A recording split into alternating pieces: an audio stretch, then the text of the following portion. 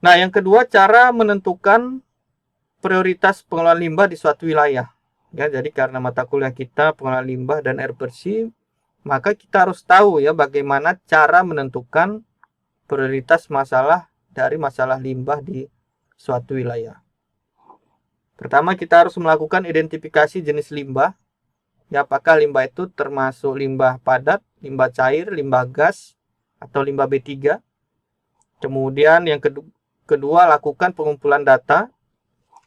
Data tentang jumlah dan lokasi limbah yang dihasilkan, serta kondisi lingkungan di wilayah tersebut.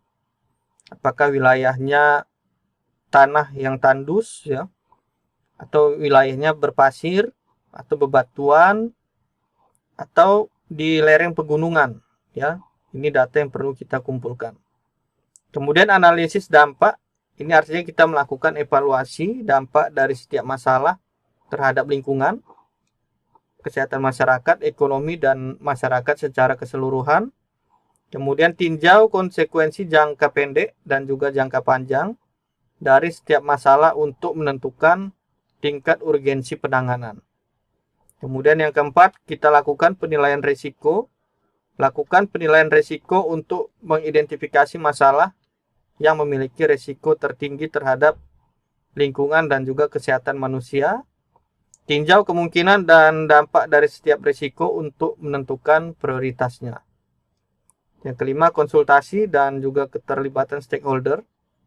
Jadi, melibatkan stakeholder ini sangat relevan seperti pemerintah, ya, lembaga lingkungan atau dinas lingkungan hidup, masyarakat lokal, dan juga sektor swasta dalam proses penentuan prioritas masalah.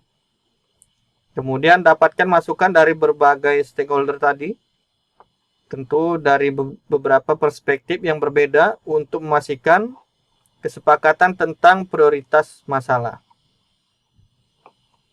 Yang keenam, penetapan kriteria prioritas. Jadi kita harus menentukan bagaimana kriteria yang akan digunakan untuk menetapkan prioritas masalah. Yang ketujuh, peringkat masalah. Gunakan data dan informasi yang dikumpulkan untuk memberikan peringkat pada setiap masalah berdasarkan kriteria prioritas yang telah ditetapkan. Kedelapan, penentuan prioritas. Tentukan prioritas akhir berdasarkan hasil peringkat masalah. Yang kesembilan, rencanakan tindakan.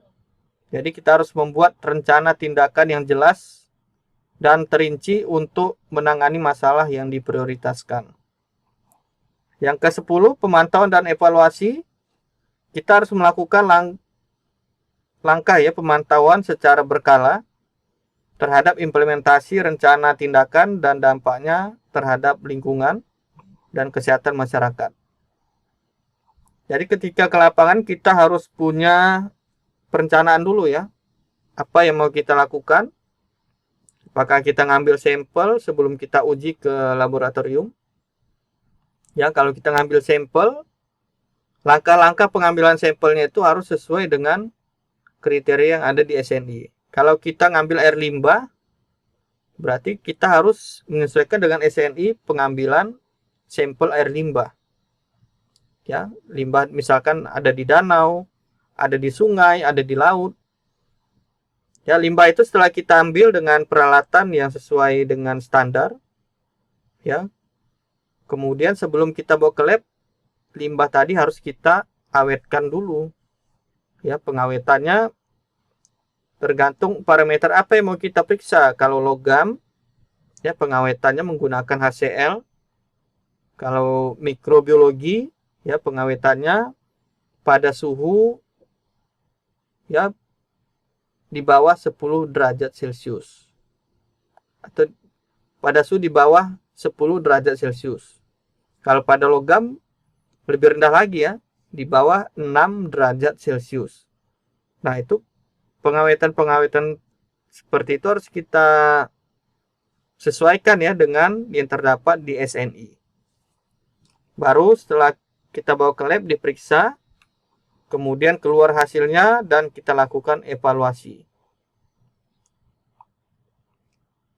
Oke, sekian yang bisa saya sampaikan untuk sesi kedua. Lebih dan kurang saya mohon maaf. Assalamualaikum warahmatullahi wabarakatuh. Selamat pagi.